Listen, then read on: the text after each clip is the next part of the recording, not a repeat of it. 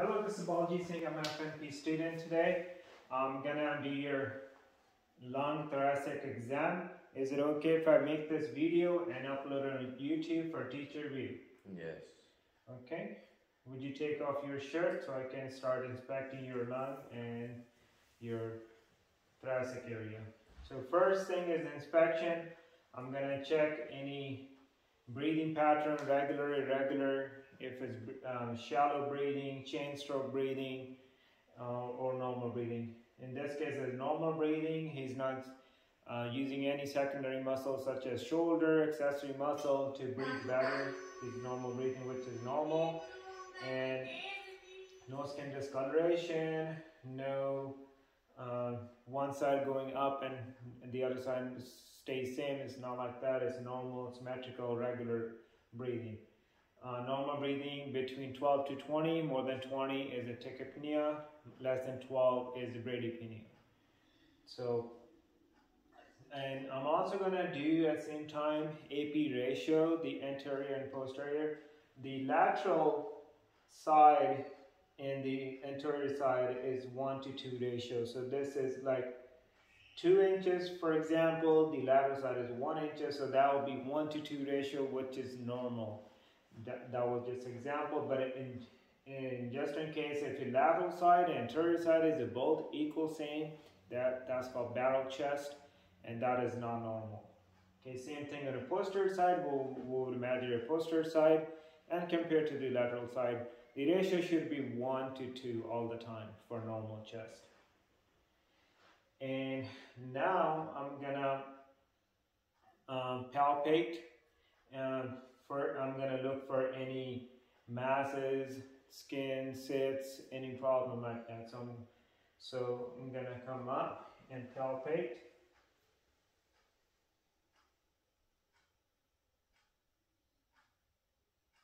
Okay, there's nothing normal to touch. Do you feel any pain? This is intercostal spaces. Usually if I touch it, there's a lot more pain the patient can have. That's usually inflammation of the sternum next to sternum bone or the ribs. Now I'm going to do tactus feminis test. I'm going to have patients say 99 each time I put my hand. My hand going to feel the vibration, which is normal. So vibration going to be both sides equally and symmetrical. That's what I'm going to feel. So each time I put my hand on your chest, you're going to say 99. And I'm going to put my hand between intercostal spaces, not over the ribs or intercostal. 99. 99. 99. Okay. 99. 99. Okay. 99. 99. So I feel the vibration when he says that, which is normal. Okay. And now I'm going to percuss over the intercostal spaces, and it should be resonant sound. If I hit rib, or that will be the dull sound. Okay, so I'm going to bring my non-dominant hand. This is first intercostal space here. Resonant. Resonant sound. Resonant sound. No masses, no skin cysts noted.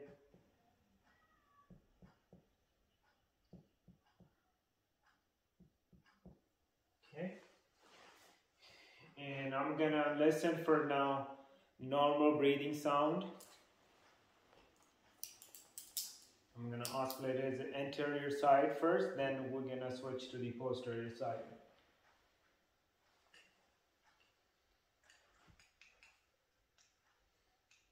I'm going to use diaphragm side of stethoscope. I'm going to start from top. That's where the anterior lung starts.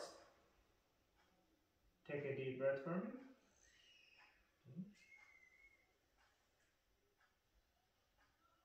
Okay.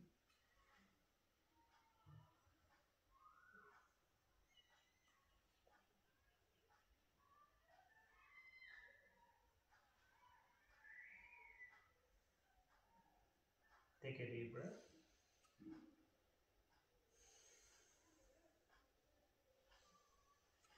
Okay, it's a clear vascular sound. I do not hear any wheezing, any crackles.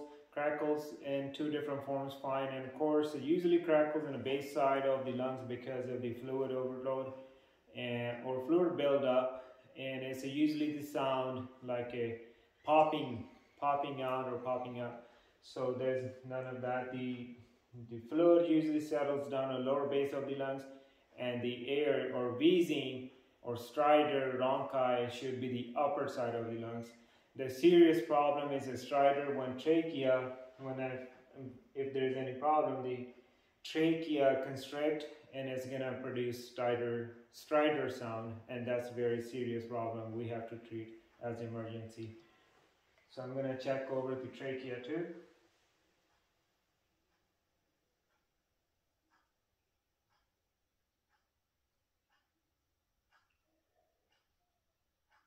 Take a deep breath.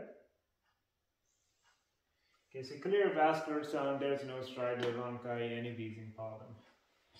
So I'm gonna do same thing. I'm gonna have a patient to turn on the other side so we can see his back. Okay. So turn more so we can have a clear view on your back. Yep.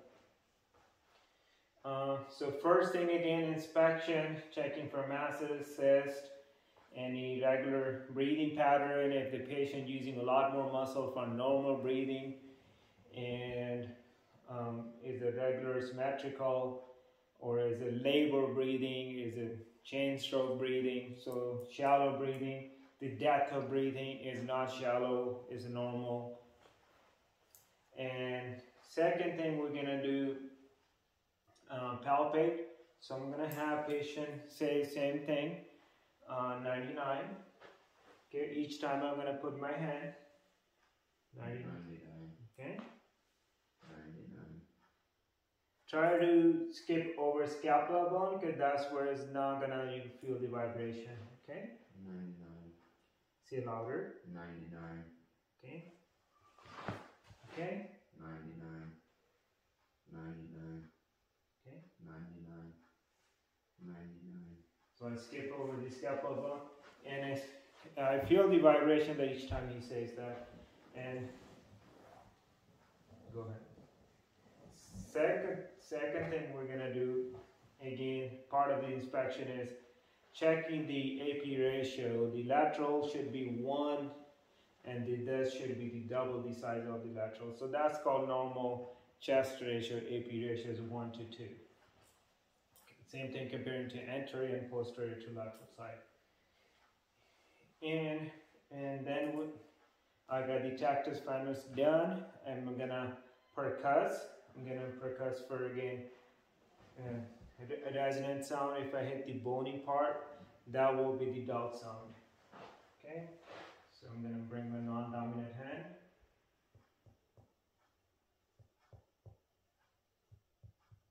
This was a little bit dull because that's a scapula bone. Resonant sound, resonant sound. Same thing.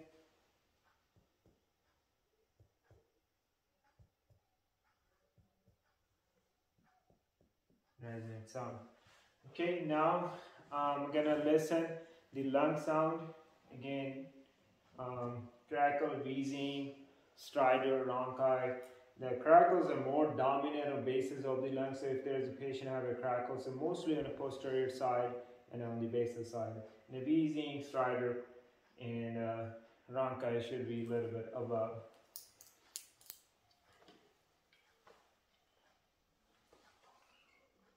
So I'm going to compare from one side to other. Okay, normal, clear vascular. And I'm going to come down on same side. Take a deep breath. Clear vascular, same thing on the opposite side. Okay. Now come down. Come down. Okay. Bases of lung, deep breath. Deep breath. Okay. Now I'm gonna go in the middle. especially the right middle lobe, right posterior middle lobe. Can you take a deep breath? Yeah, it's normal, clear sound. There's no crackled, stridor, no wheezing sound, normal breathing pattern. And after that, I'm going to perform the diaphragm exertion test on bilaterally on both sides. So I'm going to percuss. Basically, we're going to see how diaphragm travel, how much it travels between inhalation and exhalation. So I'm going to, first I'm going to percuss, resonant sound, resonant sound, resonant. This is dull here, resonant, resonant. This is dull. So I'm gonna, if I have a pencil, I'm gonna mark it down here. Same thing on the other side. And I'm gonna have a patient take a deep breath, and when you inhale, and hold it after inhale. Okay, go ahead, take a deep breath. Okay, and now hold your breath. So I'm gonna go up. I'm sorry, up, down. So I'm gonna, this is our line, so I'm gonna go down. I'm gonna feel the dullness again. This is dullness. Okay, so I'm gonna go ahead, take a deep breath again. Okay, we mark our point here. So go ahead, take a deep breath, and when you exhale, then you're gonna hold your breath. Okay, now hold your breath. So I'm gonna go up. Okay, this is sound change. So from here to here, this is the diaphragm travel time, the diaphragm going. Go ahead, take a deep breath now. So this should be between 3 to 6 centimeter, which is normal. Some athletes could have a 7 or 8 centimeter. For normal person, 3 to 6 centimeter of the travel time of the diaphragm going up and down, which is normal. In this case, is normal too for both sides. We can do that. And after the diaphragm exertion, I'm gonna do the test bronchophony. I'm gonna do bronchophony. Okay. So I'm gonna have patient say 99. So I should hear a little bit muffled sound, should not be clear. If there's a consolidated or fluid, patient has a fluid, then is a much more clear sound. Okay. So I'm gonna have a patient say 99. 99. Okay. 99. 99. 99. 99. 99. Okay, so it is muffled. It's not clear, distinctive sound, which is normal. If it's clear, then obviously patient has a consolidation in the lungs. And then I'm gonna do the whisper pectorals test. I'm gonna have patient say 1, 2, 3 when I put my stethoscope, and he's gonna whisper and not say loud. So you're gonna say 1, 2, 3 when each time I put a stethoscope, and you're gonna say 1, 2, 3, but very whisper sound out. Okay, go ahead. Say 1, 2, 3 whisper. Say 1, 2, 3 whisper again. Say 1, 2, 3 whisper again. Say 1, 2, 3.